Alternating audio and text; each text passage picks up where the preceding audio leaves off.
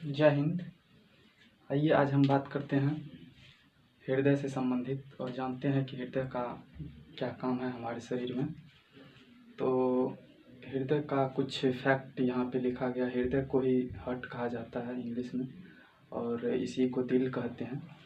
तो आइए यहाँ समझते हैं कि हार्ट जो है, सबसे पहले हार्ट हमारे शरीर में एक अहम रोल अदा करता है। ये जो है परिसंचरण तंत्र का ही एक भाग है हृदय।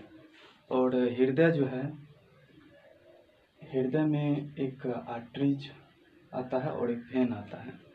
हृदय, यहाँ पे चित्र बनाया गया हृदय का, जो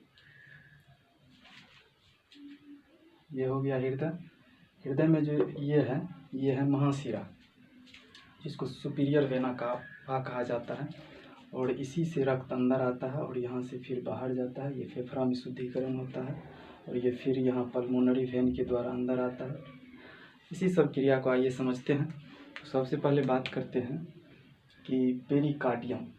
पहला पॉइंट यहाँ पे देखते हैं कि पेरिकार्डियम क्या होता है। तो ये जो हमारा हृदय है, यहाँ हृदय के बाहरी परत, मतलब हृदय को जो सुरक्षा का काम करता है, सुरक्षा का काम कौन करता है? ये साइड से रहता है, ये ऐसे झिल्ली, इसी झिल्ली का नाम है क्या? पेरिकार्डियम झिल्ली। ठीक, मतलब हृदय को सुरक्षित रखने का काम कौन करता है? पेरिकार्डियम झिल्ली। उसके बाद है इंडोकार्डियम झिल्ली।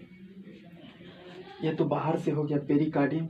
इसके अंदर में जो झिल्ली होती है, यहाँ से नीले और आलिंद सब में, ऐसे सभी जगह, मतलब आंतरिक भाग में जो झिल्ली पाई जाती है उसको कहते हैं इंडोकार्डियम झिल्ली। उसके बाद मायोकार्डियम। मायोकार्डियम क्या है? यहाँ पे देख रहे हैं, ये जो है ये मांसपेशी है। ये सभी क्या है? ये सभी बीच में मांसपेशी है, इसी का नाम है मायोकार्डियम। ठीक, और एक आता है सेप्टम।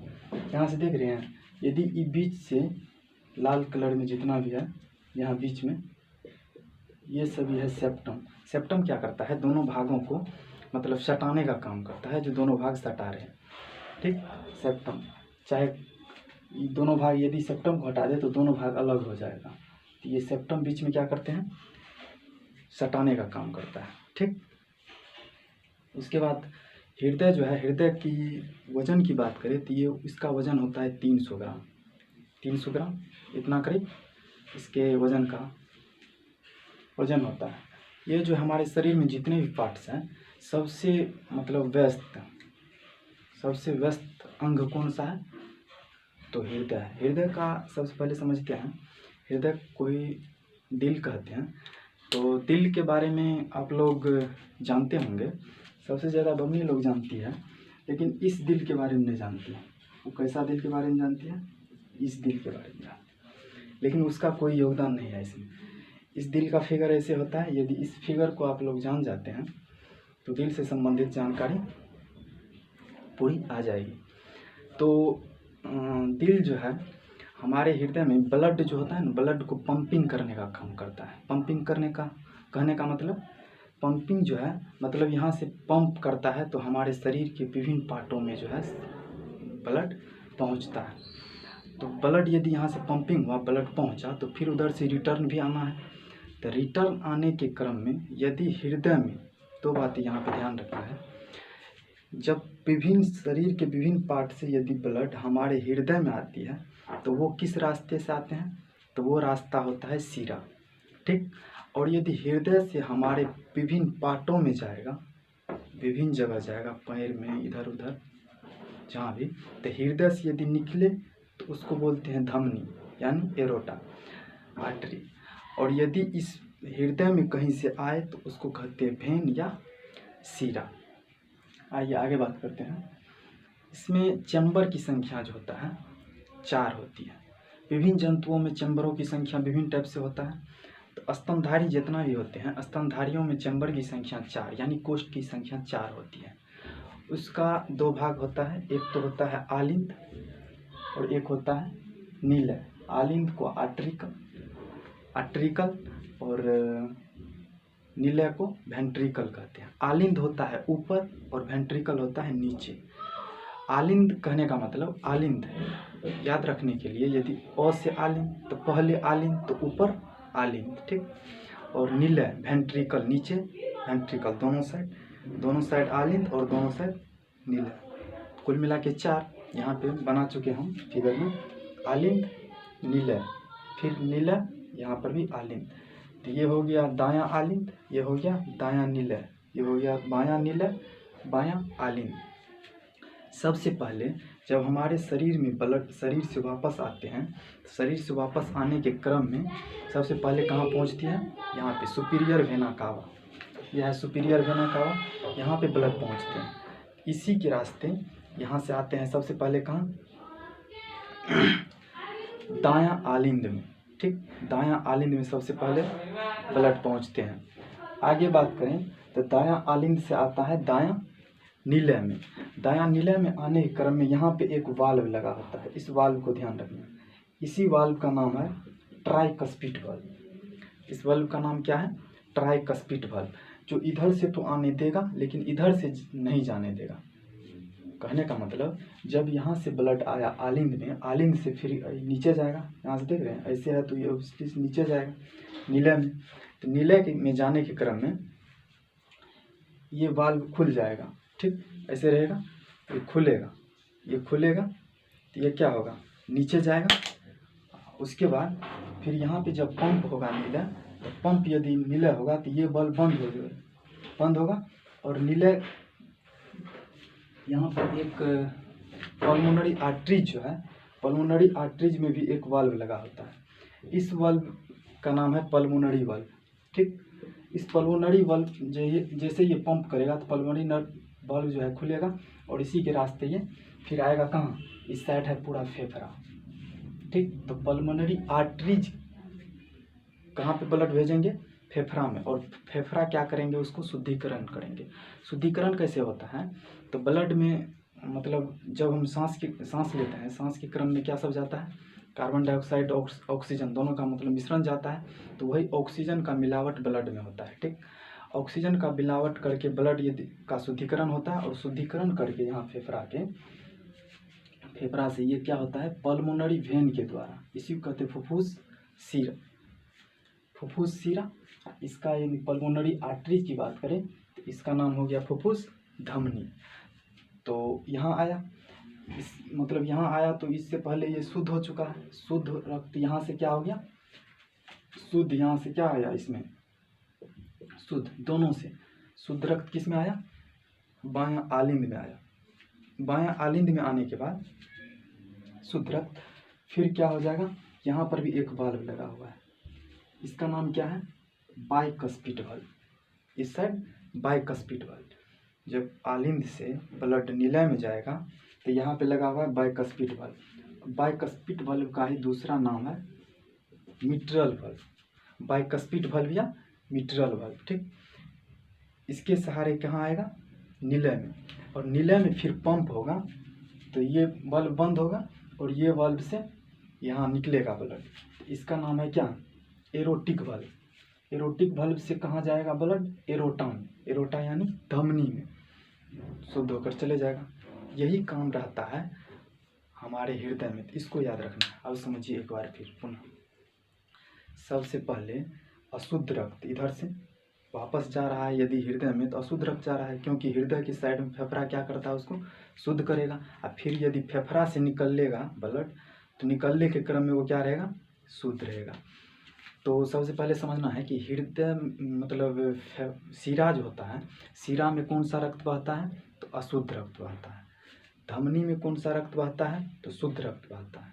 लेकिन एक अपवाद समझना है, यदि पल्मोनरी धमनी कहा जाए तो उसमें अशुद्ध रक्त, और पल्मोनरी शिरा कहा जाए तो उसमें शुद्ध रक्त। ये कोई अपवाद नहीं है, ये कॉन्सेप्ट है, यहाँ समझिए।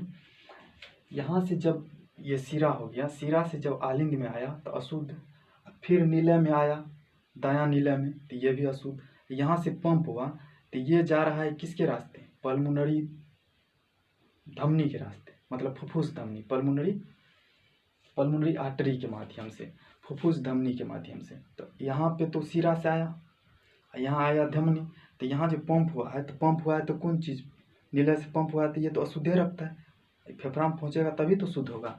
तो ये क्या आ गया, धमनी। तो पल्मोनरी धमनी में अशुद्ध रक्त।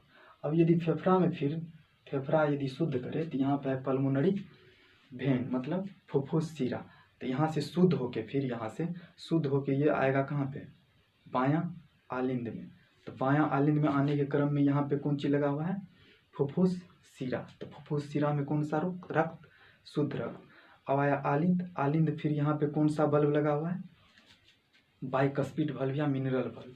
उसके सहारे फिर कहाँ जाएगा, नीले में। नीले में फिर पंप हुआ तो कहाँ जाएगा, एरोटिक, मतलब धमनी में, एरोटा में। तो एरोटा में जाने के क्रम में यहाँ पे एक बल्ब लगा हुआ है, एरोटिक बल्ब। ये बल्ब का फिर यहाँ पे काम क्या है, बल्ब का काम है जो यहाँ से तो फिर जाने देगा, लेकिन उधर से लौटने नहीं देगा। यहाँ से जाएगा, फिर ये जब लौटेगा तो फिर इसे बंद हो जाएगा। ऐसे है तो ये आने नहीं देगा, फिर जाने के क्रम में खुल जाएगा, प्रेशर यहाँ मारेगा तो खुलेगा, लेकिन आने नहीं देगा।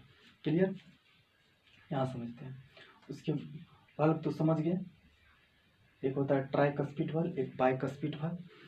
ट्राइकस्पिड बल्ब दायां साइड, बाइकस्पिड बल्ब बायां साइड। कहने का मतलब ट्राइकस्पिड बल्ब, ट्राई मतलब ज़्यादा 3, और बाय मतलब 2, याद रखने के लिए सिर्फ कॉन्सेप्ट। तो दाहिने साइड से हम लोग अधिक काम करते हैं, दाहिने साइड में क्या हो जाएगा, कौन सा बल्ब, ट्राइकस्पिड बल्ब, और बायां साइड में बाइकस्पिड बल्ब। ठीक, आगे बढ़ते हैं। अगला है सिस्टोलिक और डायसिस्टोलिक। सिस्टोलिक मतलब हुआ जब ये पचकेगा, मतलब जब ये दबेगा तो उसको बोलेंगे सिस्टोलिक। नीला दबेगा तभी तो ब्लड बाहर फेंकेगा, पंप करने का अर्थ सिस्टोलिक। और फिर ये फैलेगा तो डायसिस्टोलिक। ये हुआ उदर, हृदय के नीचे उदर रहता है, उदर के नीचे डायफ्राम जैसे सांस हम लेते हैं, सांस लिए तो डायफ्राम कहाँ गया, नीचे। और फिर सांस छोड़े तो डायफ्राम ऊपर। तो डायफ्राम जब नीचे जाएगा तो हृदय क्या हो जाएगा, फैलेगा। और फिर यदि डायफ्राम ऊपर आएगा तो हृदय क्या हो जाएगा, सिकुड़ेगा।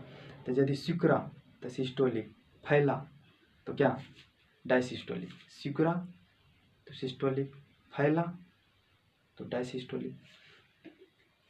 तो यही हो गया सिस्टोलिक और डायसिस्टोलिक। आगे समझते हैं। यहाँ उससे पहले चैम्बर जो है विभिन्न जंतुओं में जो बताए, विभिन्न मतलब अलग अलग होता है। तो स्तनधारियों में चैम्बर की संख्या 4, और पक्षी में भी चैम्बर की संख्या 4। ठीक, और उसके बाद यदि बात करें हम मछली में, तो मछली में चैम्बर की संख्या 2। ठीक, उसके बाद उभयचर में बात करें तो उभयचर में 3, और उभयचर में एक और आता है सरीसृप। सरीसृप का मतलब रेंगने वाला, तो रेंगने वाला में भी 3। उभयचर और सरीसृप में 3, मछली में 2। सरीसृप में भी एक और आता है अपवाद, उसको याद रखना है, मगरमच्छ, उसमें होता है 4। तो मगरमच्छ में पूछे तो 4, स्तनधारी और पक्षी में पूछे तो 4। और सबसे ज़्यादा किस में होता है, तो तेलचट्टे में सबसे ज़्यादा चैम्बर होते हैं, चैम्बरों की संख्या 13। ठीक, आइए उसके बाद बात, हार्ट बीट। हार्ट बीट क्या होता है, हार्ट बीट होता है हृदय की धड़कन, हृदय का धड़कन होता है हार्ट बीट। तो हृदय जो होता है, हृदय धड़कता है तो 1 मिनट में ये 72 बार धड़कता है। धड़कने का मतलब ये पंप जो करता है, तो इसको पंप कराने का काम कौन करता है, तो यहाँ पर जो है मायोकार्डियम, यह है ना मायोकार्डियम मांसपेशी, इसी में एक होता है SA नोड। SA नोड, यहाँ क्या होता है, SA नोड। ये क्या करता है, हृदय को धड़काने का काम करता है। SA नोड रासायनिक ऊर्जेटिक पदार्थ होता है, ये क्या करता है, हमारे हृदय को पंपिंग कराने का काम करता है। नीले को क्या करता है, पंप कराने का काम करता है, कौन, SA नोड। ठीक, जिसका नाम होता है sino auricular node. SA node का नाम साइनो ऑरिकुलर नोड। तो हट कितना हो गया, 1 मिनट में 72 बार धड़का। ठीक, बच्चे का जो है होता है हार्ट बीट, ये थोड़ा ज़्यादा होता है। बच्चे का कितना होता है, 1 मिनट में करीब 110 बार बच्चे का धड़कता है। ठीक, उसका धड़कन थोड़ा तेज होता है, 72 बार धड़का। लेकिन ये एक बार जो धड़केगा, एक धड़कन में ये 70 ml रक्त पंप करता है। ठीक, क्योंकि हमारे शरीर में कुल मिला के कितना ब्लड होता है, तो 5 से 6 लीटर के आसपास होता है ब्लड। अब आप कहिएगा यदि 300 ग्राम का वो हृदय है तो 5 लीटर ब्लड कहाँ रखेगा, ये रखने का काम तो करता नहीं, ये सिर्फ क्या करता है, पंपिंग, दौड़ाने का काम करता है ब्लड को। तो 1 ml में मतलब एक बार में कितना ml रक्त पंप होता है, 70 ml। इसी तरह यदि 72 बार यदि पंप करे 1 मिनट में, तो 72 से यदि गुना करे 70 में, तो कितना हो जाएगा, 4, मतलब 5 लीटर के आसपास। ठीक, 5 लीटर के आसपास आ गया ना, तो यही होता है। और ब्लड जमा होने का काम कहाँ होता है, तो वो होता है पिलिया स्प्लीन में, जिसे ब्लड बैंक भी कहा जाता है, वहाँ पे जमा होता है। ठीक, उसके बाद आता है ईसीजी और टीएमटी। ईसीजी के द्वारा जो होता है हमारे हृदय जो होता है, हृदय को जांचने, मतलब ये हो गया एक इलेक्ट्रॉनिक डिवाइस है ईसीजी, इलेक्ट्रोकार्डियोग्राफ, इसका एक अलग से वीडियो बनेगा। तो ईसीजी और टीएमटी के द्वारा हमारे हृदय की जांच होती है, जो हमारा हृदय जो है कितना धड़कता है, यदि धड़कन तेज है, कम है कि ज़्यादा है, ये सभी जांच इसी के द्वारा होता है। और रक्त में जो दाब होता है, रक्त दाब को मापने के लिए, रक्त में जो प्रेशर होता है, ब्लड प्रेशर, उसको मापने के लिए स्फिग्नोमेनोमीटर का यूज करते हैं। ठीक, इतना चीज़ हम समझ चुके हैं। तो अब आप लोग इसमें से बता सकते हैं जो कहाँ क्या होता है, क्या नहीं होता है। सबसे पहले इस चित्र को अपने ध्यान में रखना है, और चित्र से ही सब मतलब कॉन्सेप्ट क्लियर रहेगा। तो चित्र बनाने का प्रयास कीजिएगा, पूरी तरह से देख के इसको बनाइएगा, जिससे ये क्लियर हो सके। ठीक, थैंक यू, धन्यवाद।